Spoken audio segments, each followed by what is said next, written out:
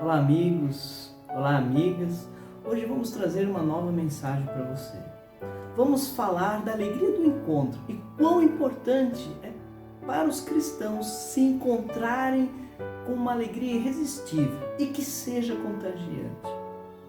Mas antes gostaria de pedir um favor a vocês, se inscrevam nesse canal, ativem o sininho e compartilhem essas mensagens para que mais pessoas possam ser movidas, tocadas pelo amor de Deus.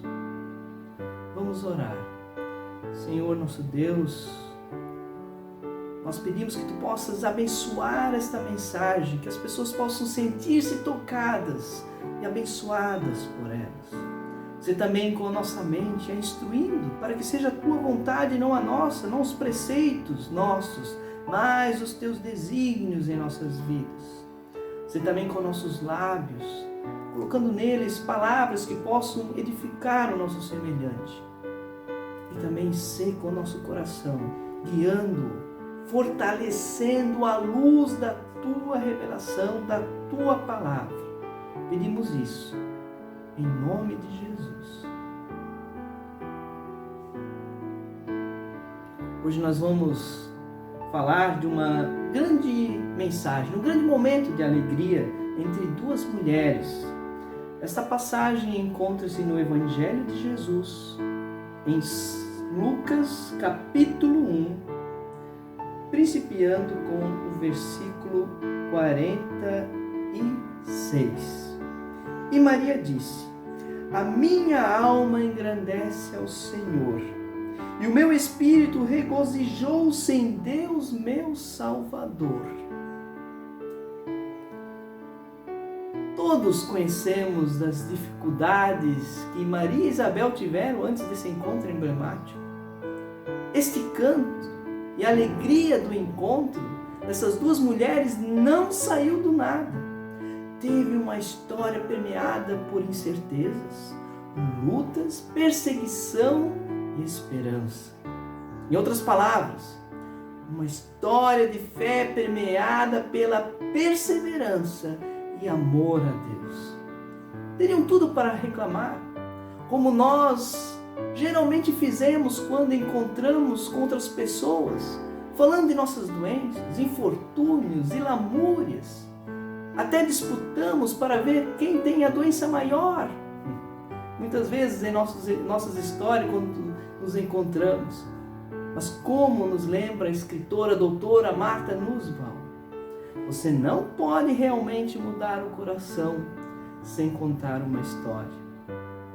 Sim, essa história mudou o coração e a mente dessas duas mulheres, cujo testemunho ainda mobiliza o nosso coração. Muito provavelmente, Maria e Isabel começaram a colocar o assunto em dia como nós geralmente fizemos quando nós nos encontramos. Falando das grandes coisas, das grandes maravilhas que o Senhor tivera feito em suas vidas, em suas histórias. E como tudo isso proporcionara mudanças grandiosas nas vidas dessas pessoas. Essa atitude de falar de maravilhas que o Senhor opera em nossas vidas ainda deve ser estandarte nos encontros dos cristãos. Os encontros que realizamos como cristãos é uma oportunidade de testemunhar as maravilhas que o Senhor tem feito em nossas vidas. A Bíblia é repleta de encontros como esses de Maria e Isabel, através dos quais histórias grandiosas são lembradas até hoje, como testemunhos valiosos para a nossa salvação.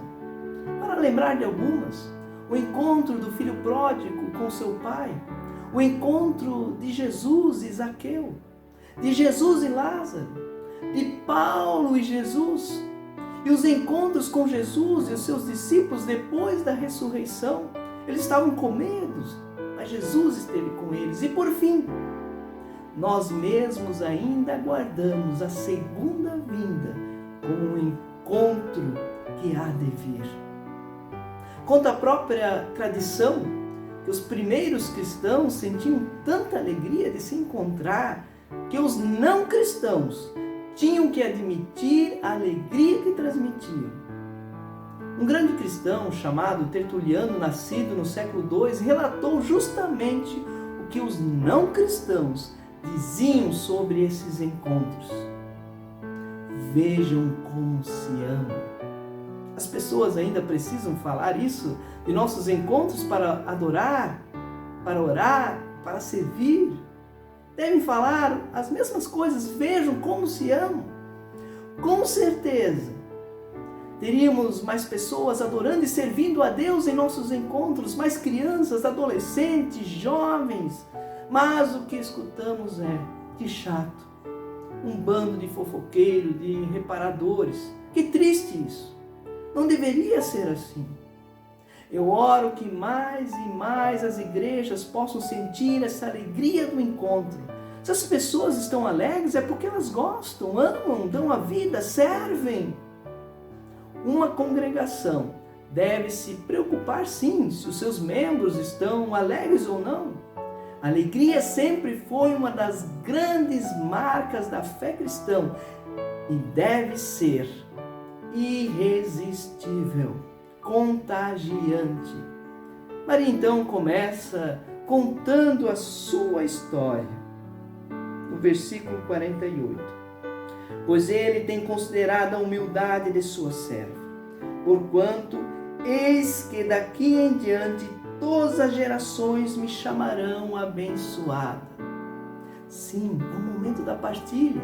Ela começa a narrar a sua história, das dificuldades que teve, de como Deus a ajudara, mesmo com todas as suas desvantagens. Desvantagens delineadas por uma cultura machista que muitas mulheres ainda enfrentam no nosso dia a dia, na cotidianeidade. Mas, de uma forma muito estranha, desvantagem sempre foi o forte de nosso Deus. Ele sempre fala e opera nas desvantagens, em lugares desconsiderados e através de pessoas excluídas. Maria começa então a falar do que permanece, porque aquele que é poderoso me fez grandes coisas, e santo é seu nome, e a sua misericórdia está sobre os que o temem de geração em geração. A obra de Deus em nós é a propósito da eternidade, não se destina a esvanecer. Se a semente se dissipa é porque não encontrou terreno próprio. Todavia, aqui permanece e produz seus frutos de geração em geração. Assim a sua palavra e tudo que ela cria é para a eternidade, para todos sempre. Maria fala em seguida da ação de Deus. Ele mostrou força com seu braço. Ele espalhou os orgulhosos na imaginação dos seus corações.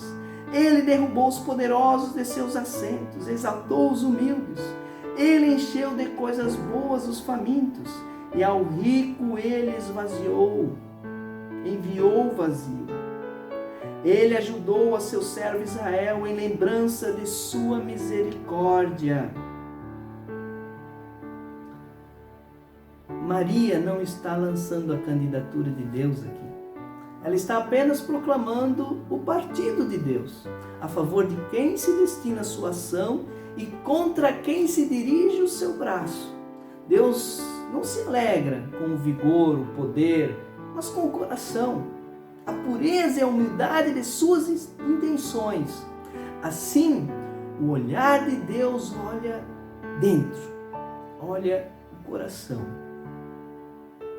Se este for bom, apresentará os devidos frutos. O soberbo não tem como fazer isso, e nem ama a si próprio, não ama seu semelhante, muito menos é capaz de amar um Deus maior do que o julgamento que faz de si próprio.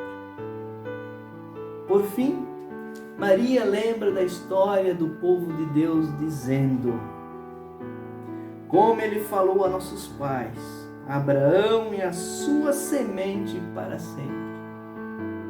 Os cristãos têm esperança não porque não tiveram uma história, mas ao contrário, têm esperança porque possuem uma história marcada pela ação salvífica de Deus. Também não temos esperança de um passado nostálgico, de um tempo passado distante. Nós esperamos a completude de uma história. Nossa esperança não está também no futuro, nem no passado. Está em um plano de Deus. Na completude desse plano. Na historicidade desse plano. Foi por esse plano que Maria e Isabel se encontraram. E é por esse plano que continuaremos de geração em geração lançando nosso cântico de agradecimento, testemunhando nossa história e nos encontrando com tanta alegria contagiante que todos gostariam de sentir o que sentimos e viver o que vivemos. Amém.